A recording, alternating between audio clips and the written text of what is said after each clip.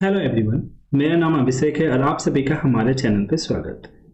हम लोग RPF constable के मैथ्स के क्वेश्चन का एनालिसिस कर रहे हैं। आज है हमारा 4 और 5 मार्क्स के क्वेश्चन को बेसिकली एनालाइज किया जा रहा है। इसमें जो भी क्वेश्चन है वो रिव्यू के हिसाब से, मतलब लोग जो एग्जाम दे के आ रहे हैं उनके रिव्यू के हिसाब से उस टाइप का क्वेश्चन को बनाया गया है।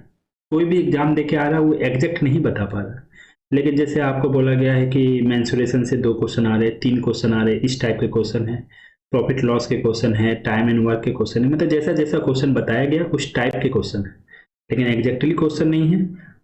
तो चलिए आगे वीडियो को स्टार्ट करते हैं और ये वीडियो आपके लिए हेल्पफुल होने वाला है। आपके अपकमिंग शिफ्ट में अगर आपका एग्जाम है तो आपको बहुत फायदा होगा डेफिनेटली। ठीक है, चलिए आगे बढ़ते हैं।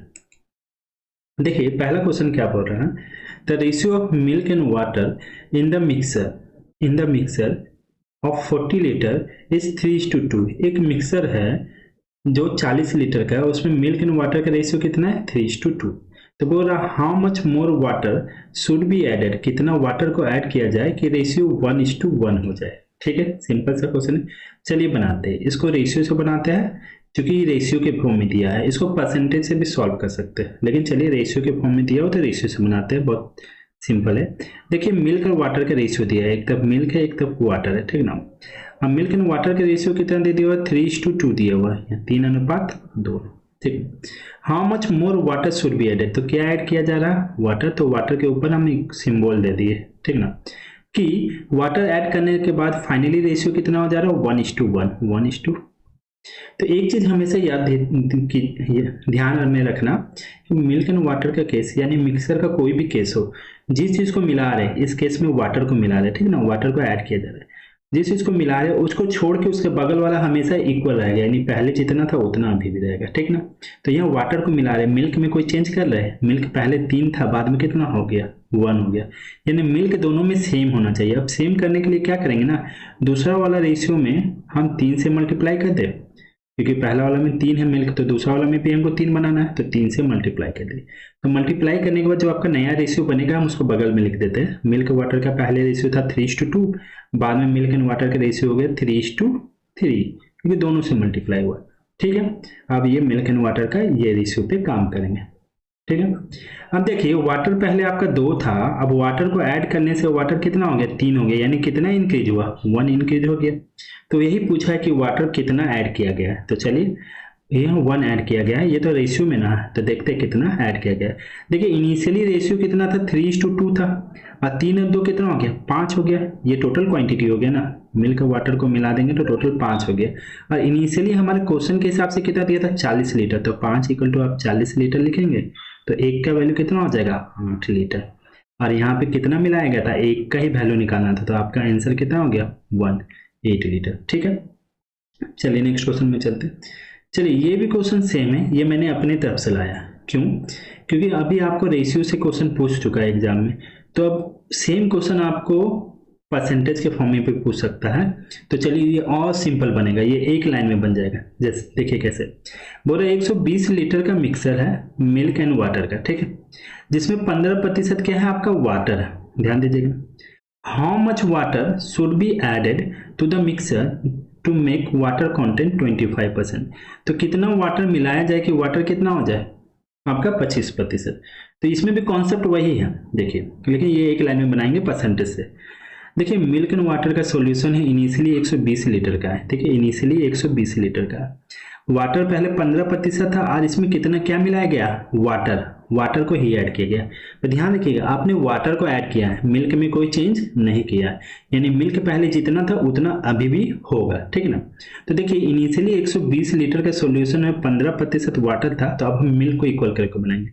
तो मिल्क कितना होगा, तो भाई 100% होता है कोई भी चीज, उसमें से 15% आप हटा देंगे तो बचेगा 85%, तो हम लिख सकते हैं 120 का 85% ये मिल्क है, ठीक है, इक्वल टू। अब क्या है ना, इसमें आपने इस सोल्यूशन में वाटर को ऐड कर दिया, तो क्वांटिटी तो बढ़ गया होगा, अब कितना बढ़ा हमको नहीं मालूम, हम टोटल अब क्वांटिटी हम कितना मान लेते हैं x, और अब आपका वाटर कितना हो गया 25%। अगर वाटर 25% हो गया तो मिल्क कितना हो गया होगा 75%, तो यहाँ पे 25% लिख सकते हैं। और ये भी मिल्क का है, ये भी मिल्क का है, तो यहाँ से परसेंटेज परसेंटेज कैंसिल हो गया। ये 75 को हम नीचे भेज देंगे तो आपका डायरेक्ट ऐसे लिखाएगा 120 इंटू 85 डिवाइडेड बाई 75। ठीक है, 5 से कट जाएगा 15 बार में, 5 3 17 बार में कट गया, 8 बार में ये कट गया, तो हो जाएगा आपका 68 56, 5 8 5, 68 56 के 6 में 5 और 8 5 और 13, हाँ 136 लीटर अब आपका सॉल्यूशन हो गया। लेकिन पूछा कि वाटर को कितना मिलाया गया, तो पहले इनिशियली सॉल्यूशन 120 लीटर का था, अब 136 लीटर हो गया, यानी कितना बढ़ गया, दोनों का डिफरेंस ही है, निकाल देंगे वही वाटर होगा। तो 136 में 120 माइनस कर देंगे तो आपका कितना हो जाएगा 16 लीटर, यानी 16 लीटर आपने वाटर मिलाया था। ठीक है, चलिए नेक्स्ट क्वेश्चन क्यों देखिए टाइम एंड वर्क से ना आपके एग्जाम में 2 क्वेश्चन आ रहे हैं। ठीक है ना, एक तो इजी सा आ रहा और एक अच्छा सा क्वेश्चन टफ आ रहा। तो टफ क्वेश्चन को हम लोग लेकर के आए हैं, ये टफ क्वेश्चन है, थोड़ा अच्छा क्वेश्चन है, तो हम टाइम एंड वर्क से related he pipe and system का क्वेश्चन लेकर के आए जो आपके अपकमिंग एग्जाम के लिए मोस्ट इंपोर्टेंट होगा। चलिए देखिए, pipe A and pipe B एक सिस्टम को फिल कर सकता है 15 घंटा में और 25 घंटा में। ठीक है, तो चलिए बनाते हैं। ए कितना देर में फिल कर सकता है 15, और बी कितना देर में फिल कर सकता है ये 25। ठीक है, और जबकि पाइप सी है ना वो आपका एम्प्टी कर रहा है, पाइप सी आपका एम्प्टी कर रहा है। ठीक ना, एम्प्टी कितना देर में 10 can empty the full tank in 40 hour, यहाँ पे 40 आवर। ठीक है, चलिए तो टाइम एंड वर्क में ये आपका टाइम दिया हुआ है, हम लोग टोटल वर्क मान लेते हैं। क्या मान लेते हैं, तो इन तीनों का एलसीएम ले लेते हैं। इन तीनों का एलसीएम कितना हो जाएगा आपको 600 हो जाएगा। ठीक है, 15 से ये आपका वर्क हो गया। ठीक है ना, ठीक है, 60 को डिवाइड करेंगे तो 15 चौके 60, यहाँ 40 होगा, 25 से डिवाइड कर देंगे तो 4 24 हो जाएगा, 40 से डिवाइड कर देंगे तो कितना हो जाएगा 15 हो जाएगा। ठीक है, ये तीनों का एफिशिएंसी आ गया। अब आपसे क्वेश्चन में पूछा है क्या है, देखिए यहाँ पे सी ना नेगेटिव कार्य कर रहा है। ठीक ना, ध्यान रखना, all the 3 pipe are open together, तीनों पाइप को ओपन कर दिया गया, टुगेदर ओपन कर दिया गया, और A is close after 5 hour, और ए को 5 घंटे के बाद बंद कर दिया गया। तो all the 3 pipe open together कर दिया गया, तो तीनों का एफिशिएंसी को ऐड कर देंगे। ठीक है, तो तीनों का एफिशिएंसी को ऐड करेंगे तो 40 प्लस 24 आपका 64 हो जाएगा, और 64 में ये 15 ऐड नहीं होगा, 15 माइनस होगा, तो 64 में 10 माइनस करेंगे तो आपका 53, माइनस 5 कर देंगे तो 53 में 5 माइनस करेंगे तो 49, यानी ये जो एफिशिएंसी हो गया ना ए प्लस बी प्लस सी, लेकिन सी नेगेटिव काम कर रहा था इसलिए उसका एफिशिएंसी माइनस हो गया, यानी 49 के एफिशिएंसी से कितना देर तक काम किया, यानी 5 घंटा तक तो तीनों चला, उसके बाद ए को क्लोज कर दिया गया। तो ये एफिशिएंसी है, और टाइम कितना है 5 घंटा, तो एफिशिएंसी इंटू टाइम वर्क होता है, तो कितना काम किया था भाई 5 9 45, 5 के 20 4 24, इतना काम कर दिया। तो रिमेनिंग वर्क कितना बचा, 600 में से हमने 245 को माइनस कर देंगे तो यहाँ 5, यहाँ पे 9 हो जाएगा तो 5, हाँ 355, ये आपका क्या है रिमेनिंग वर्क है। ठीक ना, अब ये रिमेनिंग वर्क है तो आप इसमें क्या किया गया ना, ए को क्लोज कर दिया गया, तो बचा हुआ काम कौन कर रहा होगा, बी या सी कर रहा होगा। बी का एफिशिएंसी 24 है, सी का एफिशिएंसी कितना है 15, तो भाई बी प्लस सी का एफिशिएंसी हम यहाँ पे लिख देते हैं, बी प्लस सी का एफिशिएंसी 24 में से 15 माइनस करेंगे तो 14, 14 5 9 आ गया, बी प्लस सी का एफिशिएंसी 9, क्योंकि भले दोनों मिलकर काम कर रहा है लेकिन सी का नेगेटिव है एफिशिएंसी। 9 के एफिशिएंसी से कितना काम करना 355, तो टाइम कितना लगेगा, टाइम इक्वल टू हो जाएगा 355 डिवाइडेड बाय 9, 9 से 355 को डिवाइड करेंगे 4 बार में तो 36 हो जाता है, यानी इसका आंसर कितना होगा 3 बार में ही लग रहा है, यानी 39, सब 4 4 4 है, एक ही ऑप्शन है 3 से रिलेटेड, तो 39 पूर्णांक 4/9 ही होगा। फिर भी डिवाइड कर देते हैं, 9 3 27 तो 8 हो गया, 85 9 9 81, आपका 4 बचा 4/9, 39 पूर्णांक 4/9 आवर में आपका काम कंप्लीट हो जाएगा, बचा हुआ काम। ठीक है, क्लियर। चलो, जैसा कि एक इजी क्वेश्चन आ रहा था तो एक इजी क्वेश्चन ये है, ए और बी किसी काम को कर सकते हैं piece of work in 8 day, तो चलिए ए और बी किसी काम को कितना दिन में कर सकते हैं 8 दिन में, B alone can do it in 16 days, अब बी कितना दिन में कर सकता है 16 दिन में। तो चलिए कैसे बनाते हैं, तो हम बोले इन दोनों का एलसीएम ले लेंगे, तो यहाँ 16 आ जाएगा, 8 से डिवाइड करेंगे 2 हो जाएगा, 16 से डिवाइड करेंगे 1, बी का एफिशिएंसी 1 आ गया, और ए और बी का कितना है 2, तो ए का भी एफिशिएंसी कितना आ जाएगा 1 ही आ जाएगा। ठीक है, तो बताना है कि ए काम को कितना दिन में करेगा, तो काम 16 है और ए का एफिशिएंसी कितना है 1 है, तो टाइम इक्वल टू कितना होता है वर्क अपॉन एफिशिएंसी होता है, वर्क आपका 16 है, एफिशिएंसी 1 है, यानी 16 दिन में काम को कंप्लीट करते, दैट इज डी। ओके, चलते हैं नेक्स्ट क्वेश्चन की ओर। देखिए बोला a sum of money amounts to 12,000 after 6 year. देखिए ये सिंपल इंटरेस्ट का क्वेश्चन को लेकर गया हूँ। सम ऑफ मनी क्या होता है ना, 12,000 हो जाता है 6 सालों में, अब 15,000 हो जाता है 9 सालों में, ठीक है ना। At the same rate of simple interest, what is the rate of interest per annum बताना है, ठीक ना। तो चलिए बहुत अच्छा सा क्वेश्चन है। तो देखिए ये जो 12,000 हो जा रहा है 6 सालों में और 15,000 हो जा रहा है 9 सालों में, ये एक्चुअली में अमाउंट्स दिया हुआ है, ठीक है ना, 6 साल का 9 साल का। तो 9 साल का अमाउंट लिख देते, A9 लिख करके इंडिकेट कर देते। 9 साल का अमाउंट है आपका 15,000 और आपका 6 साल का अमाउंट है आपका 12,000, ठीक ना। आपको ये ध्यान होना चाहिए ना कि जब दो अमाउंट को माइनस करते हैं ना तो आपका सिंपल इंटरेस्ट आता है कितने सालों का, जितने सालों का अमाउंट का डिफरेंस होता है। तो 9 में से 6 माइनस करेंगे तो 3 साल का, यानी ये 3 साल का आपका सिंपल इंटरेस्ट आ गया। कितना आ गया, 15 में से 12 माइनस किए तो 3,000। 3 साल का सिंपल इंटरेस्ट 3,000 है, तो 1 साल का सिंपल इंटरेस्ट कितना हो जाएगा मेरे भाई, 1,000 रुपया हो जाएगा। चलो 1,000 रुपया हो गया। अब आपको क्या बोला, रेट ऑफ इंटरेस्ट निकालने के। तो रेट ऑफ इंटरेस्ट क्या होता है ना, सिंपली हम बताते हैं, rate of interest equal to क्या हो जाता है ना, interest divided of principal into 100। तो इंटरेस्ट 1 साल का तो मिल गया है 1,000, ठीक है ना। प्रिंसिपल आपको भी चाहिए होगा ना, प्रिंसिपल। तो प्रिंसिपल कैसे निकालेंगे, तो आइदर पहला वाला इक्वेशन अमाउंट में या दूसरा वाला अमाउंट में आप ना इंटरेस्ट को पुट करके निकाल सकते हैं। तो चलो हम लोग दूसरा वाला में पुट करते हैं, ठीक ना। तो 6 साल का अमाउंट है ना, तो अमाउंट इक्वल टू होता है प्रिंसिपल प्लस सिंपल इंटरेस्ट, यानी इसमें 6 साल का सिंपल इंटरेस्ट ऐड है। 1 साल का सिंपल इंटरेस्ट 1,000 है, तो 6 साल का सिंपल इंटरेस्ट कितना होगा 6,000। तो भाई अमाउंट टोटल 12,000 है, 12,000 में से अगर हम सिंपल इंटरेस्ट 6,000 माइनस कर देंगे तो प्रिंसिपल कितना आ जाएगा, प्रिंसिपल 6,000 आ जाएगा। पता चल गया।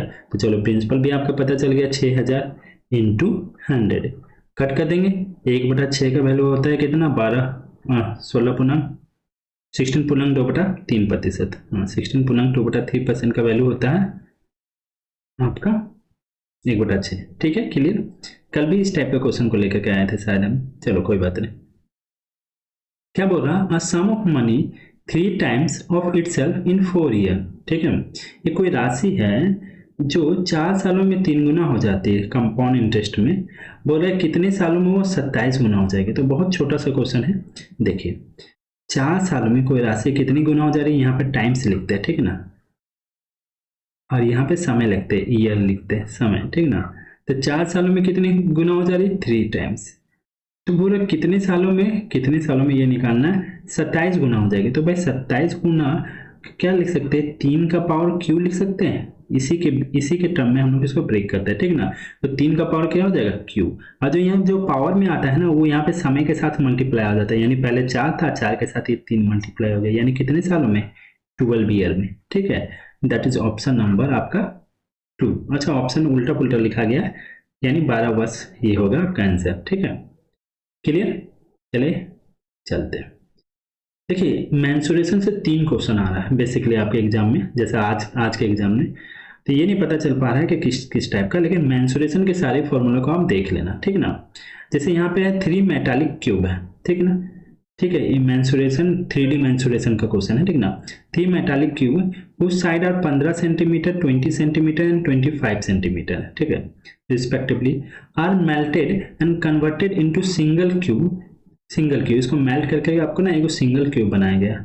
There is no loss of metal in this process, what is the length of the side of new cube. तो जो न्यू क्यूब बना है ना इन तीनों से मिलके, उसका साइड का लेंथ क्या होगा। तो भाई क्यूब का ना हर एक साइड बराबर होता है, और क्यूब का वॉल्यूम क्या होता है ना, साइड का क्यूब होता है, यानी साइड का क्यूब।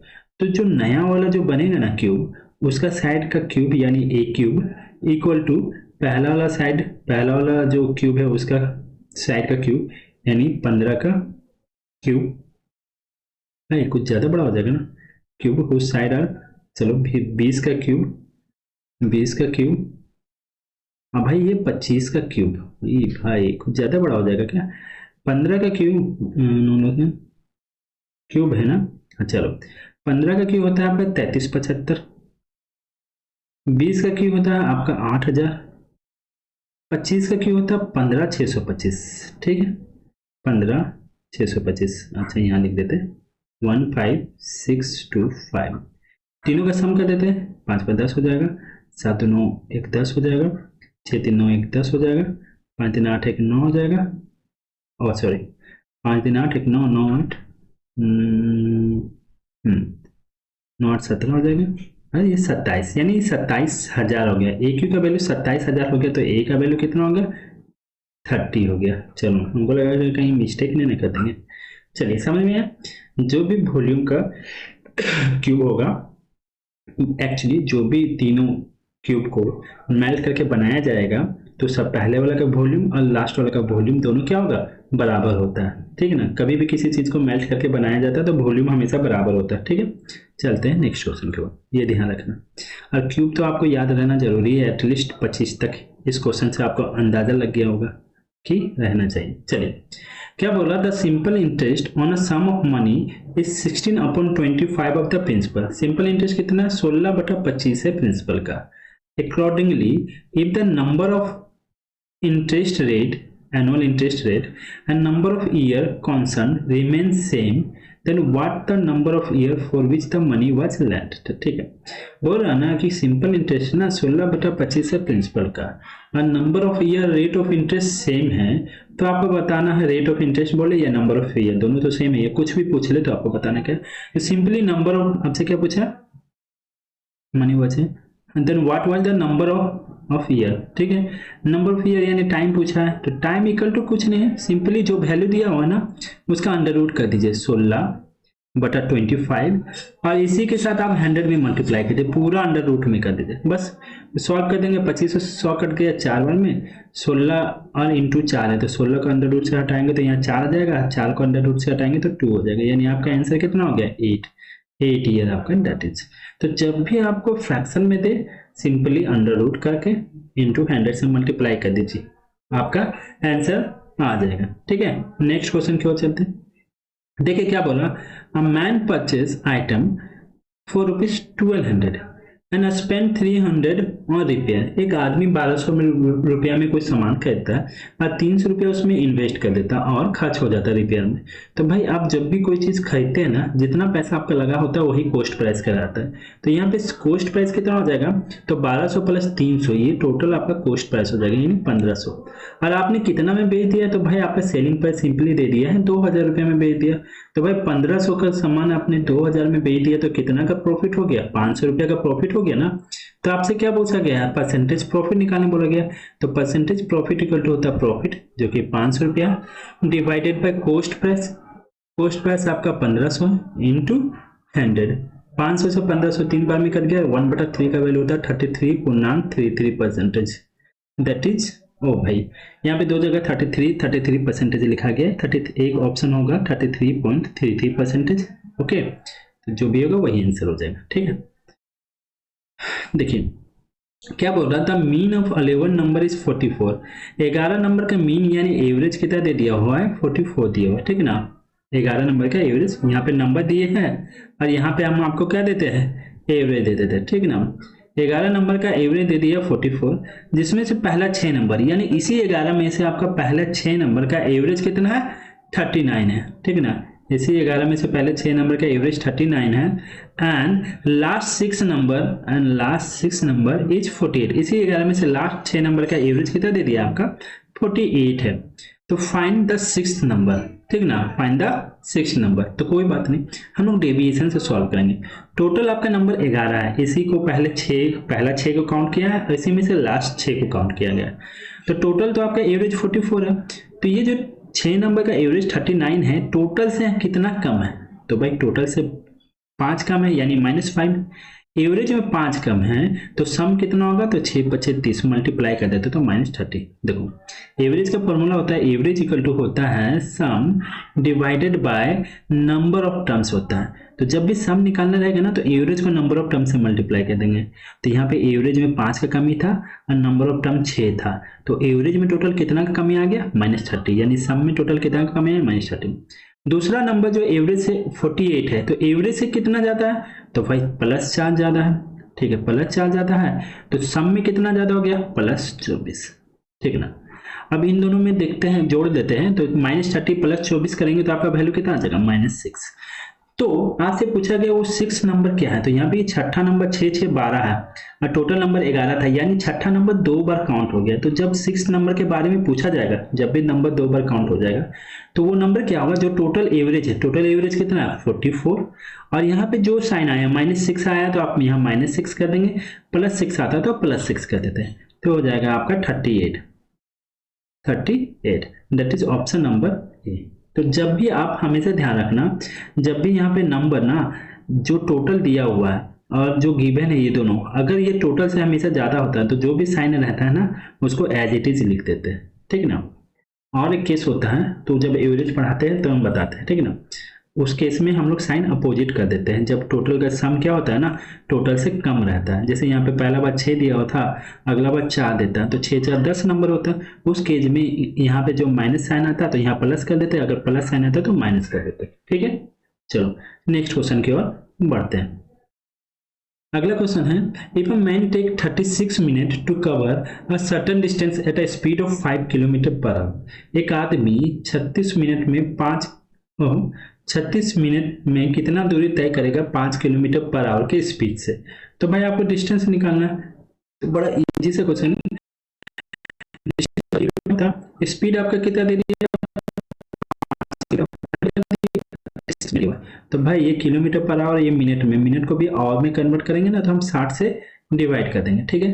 तो 60 से डिवाइड कर देंगे तो भाई कोई नहीं, यहाँ से ये हो जाएगा 12 बार में, और 6 से 36, 6 दूनी 12 और 2 दिया 6, सॉरी 3 किलोमीटर वो दूरी को तय करेगा, that is option number C, ठीक है। देखिए क्या बोल रहा है, if 4/9 of a number is 32, कोई नंबर का 4/9 कितना है 32 है, तो मान लेते हैं वो नंबर ही कितना है, वो नंबर नीचे वाला का हम ओरिजिनल नंबर मान लेते हैं, वो नंबर 9 है, तो उसका 4/9 निकालेंगे तो कितना 4 कितना के बराबर है आपका 32 के बराबर, तो 1 का वैल्यू कितना हो गया 8, तो 9 का वैल्यू कितना हो जाएगा, तो 9 का वैल्यू 72, तो वो नंबर निकल गया 72। वो नंबर अगर 72 निकल गया तो 72 का आप बोल रहा है क्या निकलने 25%, 25% बोले तो 1/4 निकालेंगे तो कितने बार में कट जाएगा 4 3 8 चौक 32, यानी आपका उस नंबर का 25% 18 होगा, ठीक है, क्लियर है। चले नेक्स्ट क्वेश्चन की ओर चलते हैं। क्या बोल रहा है, एक आर्टिकल को सोल्ड किया गया X रुपये में, after offering 2 successive discount of 20% and 15%।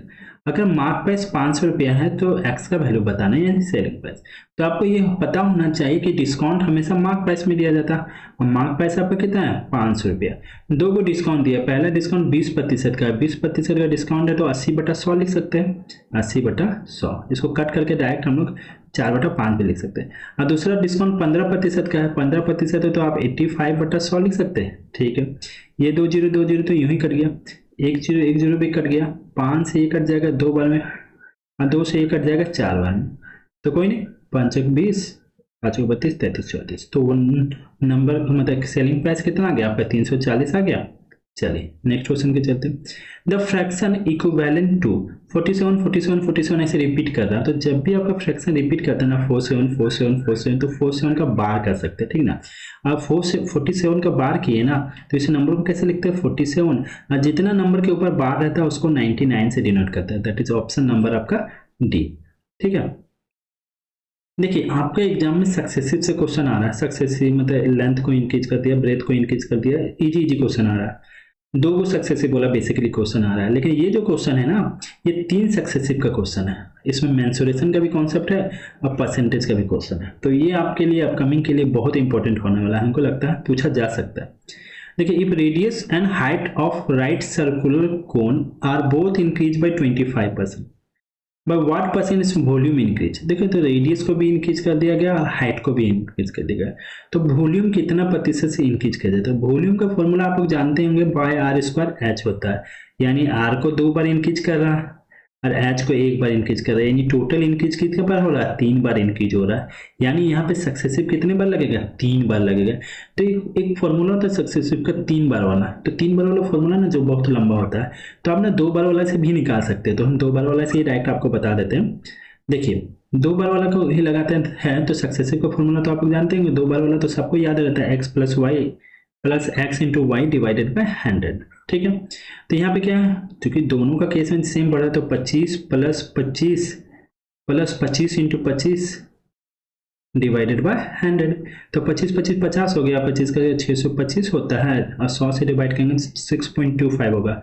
तो 50 प्लस 56.25, ये तो आप देखते के साथ निकाल लोगे, कोई दिक्कत नहीं। अब इस पर क्या करना, 56.25 एक लेंगे, एक 56.25 लेंगे, और दूसरा आप कितना ले लोगे, 25 ही ले लोगे, ठीक है ना। प्लस यहाँ पे भी 56.25 इंटू 25 डिवाइडेड बाय 100। तो इन दोनों को ऐड कर देंगे, तो यहाँ पे 0.25 हो गया, 6 5 11 5 2 7 1 8 81 हो गया। अब यहाँ से 25 से इसको 4 बार में कट गया, 4 से ये 4 4 6 16 6 24 14.6 को ऐड कर दीजिए, बस आपका आ गया आंसर 5 6 2 8 4 1 5 और 4 1 5 8 95.85 ये भाई 95.31। चलो क्लोज है ये, ठीक है, समझ में आया। तो 2 बार वाला सक्सेस से भी आप आराम से बना सकते हैं, कोई दिक्कत नहीं, ठीक है। अब क्या बोल रहा, dealer sell good at 4% loss on cost price but use 28 gram instead of 32 gram, what is his percentage profit और लॉस। ये क्वेश्चन देखिए आ रहा, बार बार पूछा जा रहा लगेगा, और एक बार मैंने बताया है लगता है पहला शिफ्ट में, मतलब पहला दिन ही शायद बताया था। चलो कोई नहीं, एक डीलर सेल कर रहा है गुड को 4% का लॉस में, तो 4% का लॉस में सेल कर रहा है, तो 4% को क्या लिख सकते हैं, 1 बटा आप 25 लिख सकते हैं। यानी हम कह सकते हैं कि 25 रुपया का सामान, इधर कॉस्ट प्राइस है, तो सेलिंग प्राइस कितना, 25 रुपये का सामान 1 रुपया लॉस में बेच रहा है, यानी 24 रुपये में बेच रहा है, और वो 28 ग्राम तौल रहा है इंस्टेड ऑफ 32 ग्राम, यानी 32 ग्राम की जगह वो 28 ग्राम तौल रहा है। तो हम बोले कॉस्ट प्राइस में क्या लेते हैं, जो दुकानदार वजन करता है वही लेते हैं। तो कितना तौल रहा है, तौलना तो 32 ग्राम चाहिए था, लेकिन तौल रहा है 28 ग्राम, और 32 ग्राम जो कस्टमर खरीद रहा है वो कितना का पैसा दे रहा है, 32 ग्राम का। देखो दुकानदार यहाँ पे चीटिंग करता है बेसिकली, उसे तोड़ना था 32 ग्राम लेकिन उसने तोड़ दिया 28 ग्राम, लेकिन कस्टमर को तो लग रहा है ना कि 32 ग्राम तोड़ा है, तो कस्टमर तो 32 ग्राम का ही पैसा दे रहा है। तो भाई जो कस्टमर पे कर रहा है वो कस्टमर की तरफ लिखाएगा, और जो दुकानदार तोड़ रहा है वो दुकानदार की तरफ लिखाएगा, बस यानी कॉस्ट प्राइस की तरफ लिखाएगा। चलो सॉल्व कर देते, अपोजिट में कुछ कटता है तो कट कर देंगे, तो 4 से ये कट जाएगा 7 बार में 28, 4 से ये कट जाएगा 8 बार में 32, ठीक है। चलो 25 सत्ते आपका 175 हो जाएगा, और 32 3 16 17 18 19 192, यानी टोटल कॉस्ट प्राइस 175 है, तो सेलिंग प्राइस कितना है 192। प्रॉफिट कितना का हो जा रहा है, तो 7 5 12 7 1 8, यानी 17 रुपये का प्रॉफिट हो रहा है। तो परसेंटेज प्रॉफिट इक्वल टू होता है प्रॉफिट जो कि 17 रुपये का डिवाइडेड बाय कॉस्ट प्राइस 175 है इंटू 100 है। 25 से कट कर देंगे 4 बार में, 25 से कट कर देंगे 7 बार में, 17 चौका 68 डिवाइड बाय 7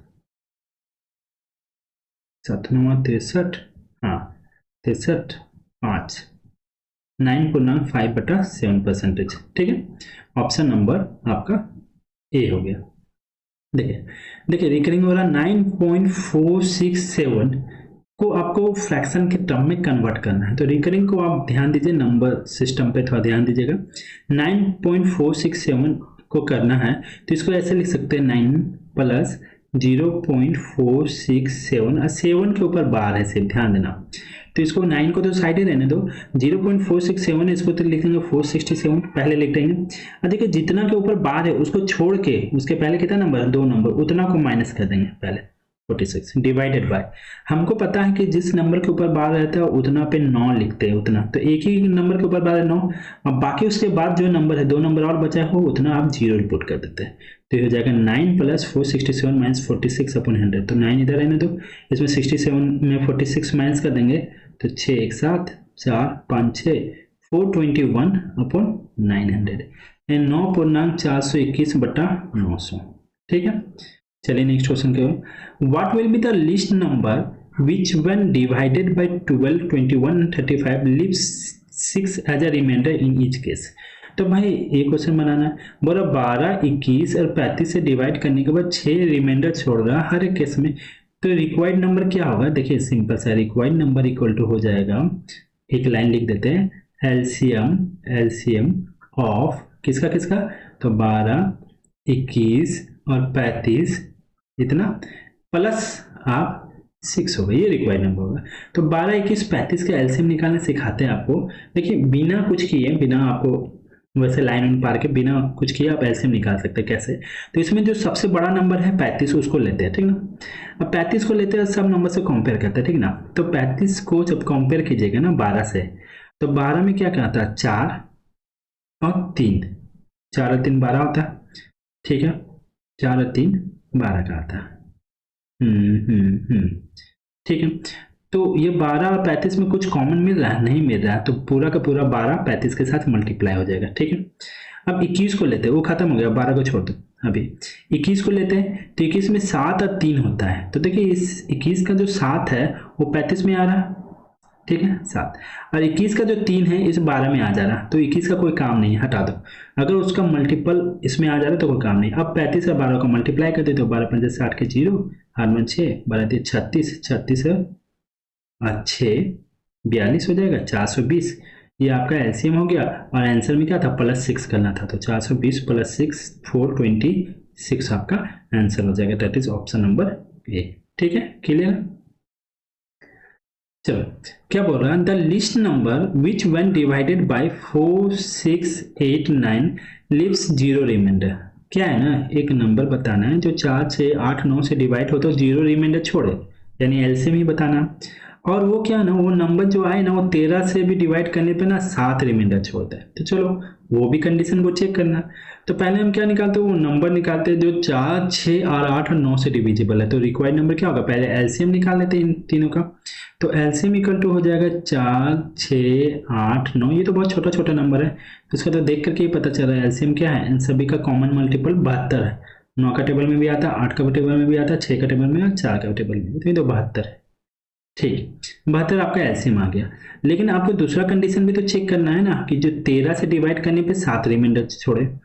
तो ये 72 के ने, तो 13 से डिवाइड, तो पहले इसको 13 से डिवाइड करते हैं, तो 13 × 5 = 65, 65 और 7 72। अरे ये तो बहुत इजी है। क्या है ना, इसको 13 से जब डिवाइड किया जा रहा है तो ऑलरेडी 13 से डिवाइड कर रहे हैं, तो 13 × 5 5 बार में जा रहा है, यानी 5k प्लस आपका ऑलरेडी 7 रिमाइंडर छोड़ रहा है, ठीक ना। तो ये इस कंडीशन को ऑटोमेटिक फॉल कर रहा है, तो आपका आंसर ऑलरेडी क्या हो जाएगा, 72 हो जाएगा। अदरवाइज हम क्या करते हैं, अगर नहीं कंडीशन को फिल करता, तो जैसे जितना बार में डिवाइड होता है, जैसे 5k के बारे में डिवाइड होता है, प्लस हम 7 लिखते हैं यहाँ पे, और k का वैल्यू एक बार 1 पुट करते हैं, एक बार 2 पुट करते हैं, एक बार 3 पुट करते हैं, ऐसे करके चेक करते हैं, ठीक ना। और उसके बाद जो कंडीशन को सेटिस्फाई कर जाता है वही आंसर हो जाता है। यहाँ तो पहला एक नंबर है, वही आपका आंसर है, ठीक है। चलो क्या बोल रहा है, a compound interest on ₹30,000 at 7% per annum for certain time is 4347। तो टाइम इज पूछ रहा है, तो बोल रहा है ना 30,000 रुपया पे ना 7% के दर से ना जो कंपाउंड इंटरेस्ट है वो 4347 है। तो टाइम पूछा जा रहा है, तो कोई नहीं, हम लोग निकाल सकते हैं टाइम। निकालने का तो बहुत सारा तरीका है। बेसिकली हम लोग को यहाँ पे प्रिंसिपल पता है 30,000,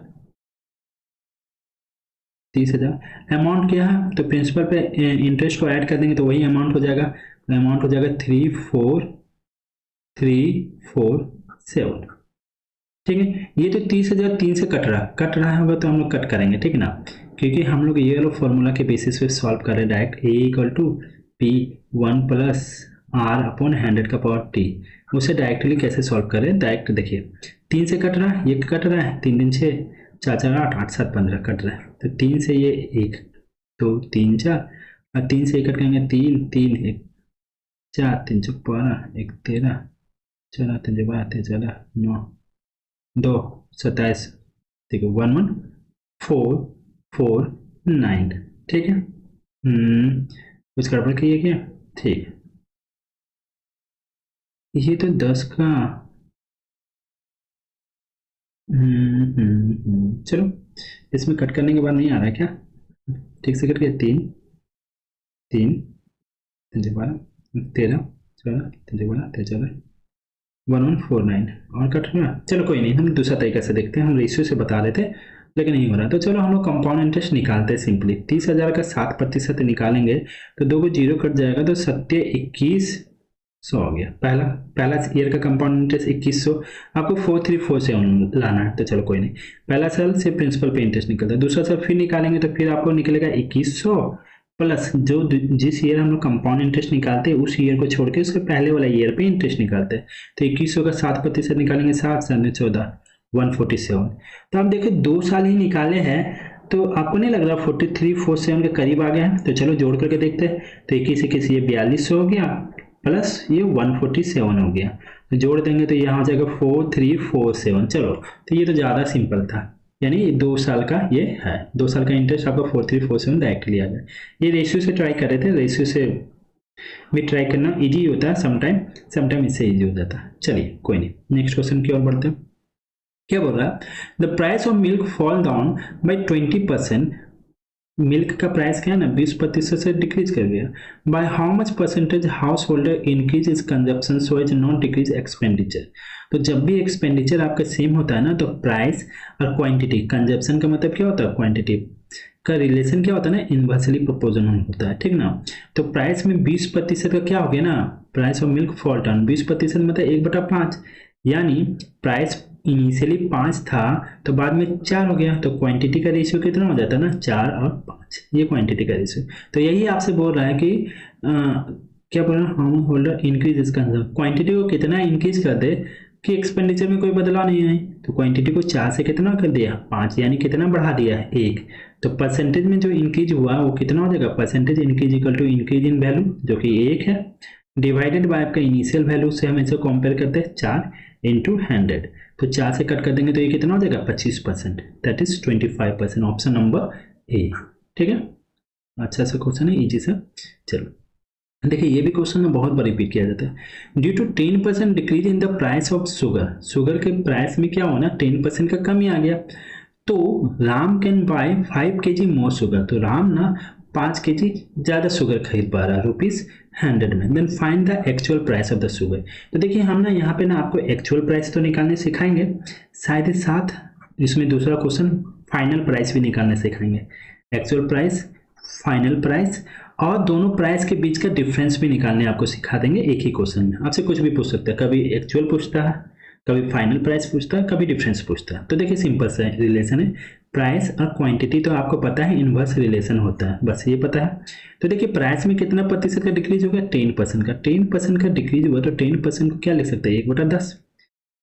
तो यहाँ पे 10 रुपये इनिशियली प्राइस है, तो बाद में कितना हो जाएगा, यहाँ पे डिक्रीज हुआ तो बाद में प्राइस आपका 9 रुपया हो गया। ये प्राइस का रेशियो था। क्वांटिटी का रेशियो कितना हो जाएगा, तो हम बोलते हैं क्वांटिटी और प्राइस इनवर्सली प्रोपोर्शनल होता है, तो ये दोनों इंटरचेंज कर देता है। यानी इनिशियली वो 9 kg खरीद रहा था तो बाद में 10 kg, तो कितना का डिफरेंस आ रहा है, 1 इक्वल टू यहाँ 5 kg लिख सकते हैं क्योंकि 5 kg ज़्यादा खरीदा था। इक्वल टू 5 हो गया तो 9 का वैल्यू कितना आ गया 45 और 10 का वैल्यू कितना हो गया आपका 50। यानी इनिशियली वो 45 kg खरीदा था, बाद में 50 kg खरीदा था। कितना रुपया में, 100 रुपया में। तो पहला क्वेश्चन आपसे पूछा था कि इनिशियल प्राइस बताइए, एक्चुअल प्राइस। एक्चुअल प्राइस क्या होगा ना, एक्चुअल प्राइस होगा कि टोटल आप 100 रुपये में कितना केजी खरीद रहे हैं, 45 kg। तो 100/45 उसको सॉल्व कर देंगे तो 45 दूनी 90 हो गया, 10/42, यानी 5 2 10 5 9 45, यानी 2.2/9, यही आपका आंसर हो गया। दूसरा क्वेश्चन हमने बोला था फाइनल प्राइस। तो फाइनल प्राइस में क्या करेंगे, जो टोटल प्राइस है 100 डिवाइडेड बाय जो टोटल क्वांटिटी फाइनली आप खरीदे थे 50 kg, तो यहाँ पे 50 से डिवाइड कर देंगे तो 2 आ जाता है। ये आपसे पूछता तो ये फाइनल प्राइस। और डिफरेंस इन प्राइस क्या होगा, तो इन दोनों का डिफरेंस निकाल देंगे जब भी इनिशियल फाइनल का, तो 2/9 होगा। इसको फॉर्मूला से भी बनाता है, लेकिन फॉर्मूला से आपको क्या है, या तो इनिशियल प्राइस निकाल पाओगे या तो फाइनल प्राइस निकाल पाओगे। डिफरेंस निकालने के लिए दोनों निकालने के बाद फिर निकालना पड़ेगा, लेकिन ये बेस्ट तरीका है, कॉन्सेप्ट से आप बनाइए, ठीक रहेगा। चलिए मिलते हैं नेक्स्ट क्लास में। अगर आपको वीडियो अच्छा लगे तो दोस्तों के साथ शेयर जरूर कीजिएगा, और किसी भी टॉपिक में जानकारी के लिए आप हमें मैसेज कर सकते हैं, ठीक है। चलिए मिलते हैं नेक्स्ट क्लास में, bye bye, take care and thank you.